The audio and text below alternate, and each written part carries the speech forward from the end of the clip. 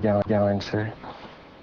I think having 3 million people owning the first thing that you've ever recorded makes you kind of have to live up to it in a way. It kind of puts pressure on. It put pressure on me, and I was obsessed with spending every second of every day studying music and becoming better and better. And just because I felt like I wasn't worthy of what had come to me at a really early age, I needed to live up to it, I guess. And you know.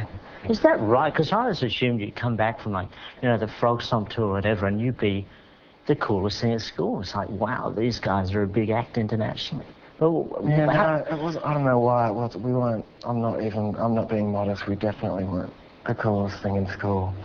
You know, when we were in school, the coolest thing in school was the guys that had the punk band that just got together and recorded their album in a day, and no one knew who they were, but they had a really cool name, and you know, they were the cool guys. We were just the other guys that were in a band that wasn't as masculine.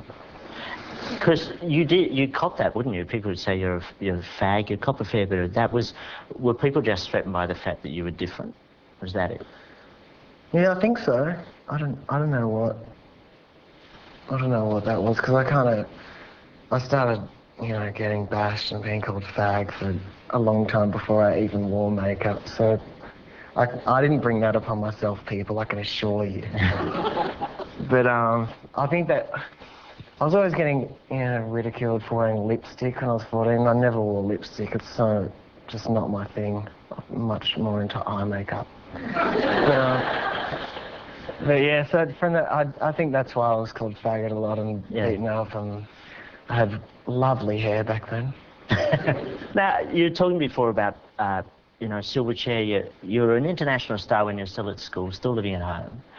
Then you moved out of home after the three-show tour, into a house by yourself, and you sort of fell into a big pit, at the bottom of which was anorexia. Why did you stop eating?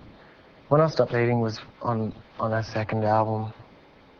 Just as it felt like everything was so out of control around me, and it's kind of weird, because I'd never have guessed that I would be someone that would have that as be part of my life, you know what I mean? I found it quite confusing, but I noticed myself starting to play games with myself and see how little I could get by on, and the reason, I think, was just to gain control, and also because I had a theory, because I was being beaten up a lot by people outside of school.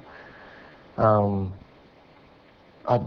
was almost like if I could make myself look sick enough, so I'd take the sympathy on me, and unfortunately it worked, because then I was addicted to it and couldn't start eating again, but I stopped getting beaten up, so whatever. It's a tough way. What do you mean by gain control? How do you gain control by not eating? Because it's like a life or death thing. You've got to eat. If you don't eat, you die. So it's knowing that no one can make you do it. Like, you know, no one can force feed you, no one can make you do it, so you ultimately have the full control over what you're doing with your body, and it starts as a game, and then just becomes an out of control thing where you're addicted to it, and you start living on less and less and less and less and less, and you can see the changes in your body only when I'd put clothes on. I'd think, oh, these are like 8 sizes bigger than I remember, but still looked in the mirror and thought, but nothing's changed. I don't understand how all my clothes are stretched and I still look the same. But yeah, it's irrational, and it's another frivolous pursuit. Well, it was a pretty crucial pursuit. Yeah. What did food look like to you? It was just the enemy. I just hated the look of it, the smell of it. If anyone talked about it, I'd leave the room. It was in the same genre as telephones. I just, during that period, didn't have a telephone. If a telephone rang, if I was in a building and a telephone rang, I'd literally get up and quickly and gently move away from the building, because I didn't want to hear the telephone ring, because it scared me. Maybe someone was going to ask me to go on tour. But yeah, I don't know. It's just, I hated it. I hated everything about it.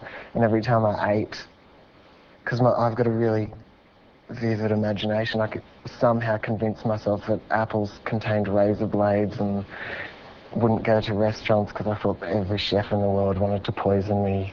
And local. But, Well, you know, I'm well balanced now and very much together. But you're not. Many people have gone through this. Did you have any sense that these were crazy thoughts, or was a part of you thinking, oh, yeah, I'm an artist, artists do this? No, I didn't think any of it's crazy. No? I thought everyone else was just being really mean.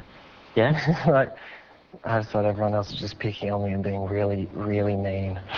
Because people got really worried. I know you got down to 50 kilos and your family doctor said, keep going like this, you're going to die. Yeah. Did your parents have a handle on what was happening to you? Yeah, I think they were worried, but they wouldn't.